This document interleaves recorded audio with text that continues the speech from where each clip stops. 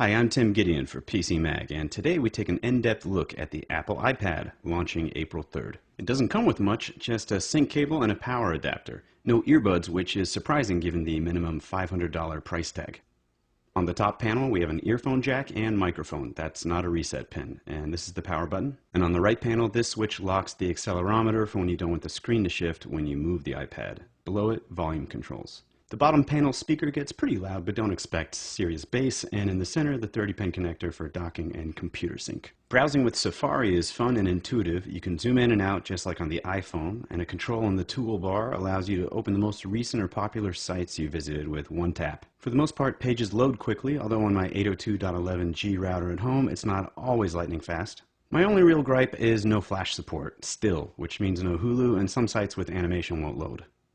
The Mail app is easy to set up with support for Microsoft Exchange, Gmail, Yahoo, AOL, and MobileMe, but unlike the others, Gmail won't push your mail unless you set it up via Microsoft Exchange. Since Exchange can only run one account at a time, you wouldn't be able to access your corporate email if you did that. That's more of a knock on Gmail than the Mail app, however. Saving attachments like photos is easy. They get filed away in the Photo app. You can download Word documents sent via email and convert them to Pages files too. Pages does a great job of making a near identical file. You do your work, save, and send it out again if you want as a Word doc via the Mail app. I typed my entire review this way. Speaking of the Photo app, it looks amazing. Photos are organized individually or by album, and you browse quickly using this scroll bar. You can also organize by events or places, which drops pins wherever your photos were taken. A great feature for travelers and maybe private detectives. You can also browse by events or faces. Look, this is our friend Liz. Hey, Liz. One stealth use for the iPad might be as a digital frame when you aren't using it for anything else. The 9.7-inch screen's 1024 by 768 resolution does wonders for high-res images. The screen size allows for more information to be displayed at once, hence the iPod app looks similar to iTunes on your computer. Clicking on an album will display full-size artwork. Tapping on it again gives you track lists, which you can then tap on to play. For some reason, Apple opted not to use CoverFlow, the horizontal browse by cover option that looks so cool on the iPhone and iPod Touch. Seems like it'd be a perfect fit here, but oh well. Of course, the iPad has iBooks, and they look great. It'll be interesting to see if the Kindle and other ebook readers stay in the game, or if Apple will dominate the market like they do the MP3 player market. You can search an iBook for anything, and if it finds what you're looking for, tapping the search result takes you to the page it's on. You can use the search tool for Google and Wikipedia results too. You can also copy images, create bookmarks by tapping and holding on a word, and later you can navigate by the table of contents or your bookmark list. You saw me make that one. The store is hidden behind the virtual bookshelf, and there will be around 60,000 titles available at launch. You can even download a book sample for free, just like I just did, and peruse a couple chapters to see if you like it. By the way, you have to download the iBook app. It's not preloaded on the iPad, but it is free. The Maps app is one of my favorites. Search a location and search for what you want to find there. In this case, bars near Yankee Stadium. Pins drop, you select one, and you get more info. You can even monitor traffic conditions on this app.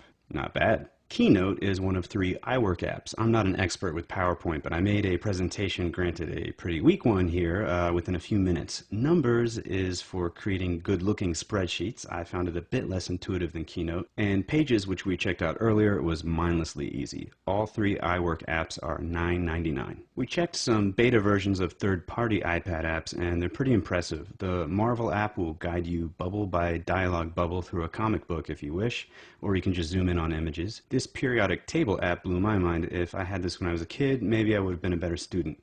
Maybe not though, because I'd also have games like Real Racing HD to distract me all the time. This 3D driving game lets you put a custom skin on your car, and then you can use the entire iPad like a steering wheel. The sound through the speaker vibrates the iPad a bit when you're vrooming, and although I'm a terrible driver, I had fun with this one. There will be over 1,000 iPad apps at launch, and there are already 150,000 apps for iPhone and iPod Touch that will play on the iPad. They just won't look quite the same. Madden 10's iPhone app magically looked better to me once I selected the world's favorite team, the Washington Redskins. Watching movies and TV shows on the iPad is predictably enjoyable. Tapping once on the screen exits the 720p HD mode, eliminating the bars and filling the screen. Scrub quickly like this to access a different scene, and you can access subtitles or different languages by tapping on the control panel. The YouTube app comes preloaded, and its content generally is low res, but still fun to have at your fingertips. If you have the iMac wireless Bluetooth keyboard, you can pair that with the iPad, which is a simple process, and you'll be typing immediately. But you cannot pair the Magic Mouse or any other mouse for that matter.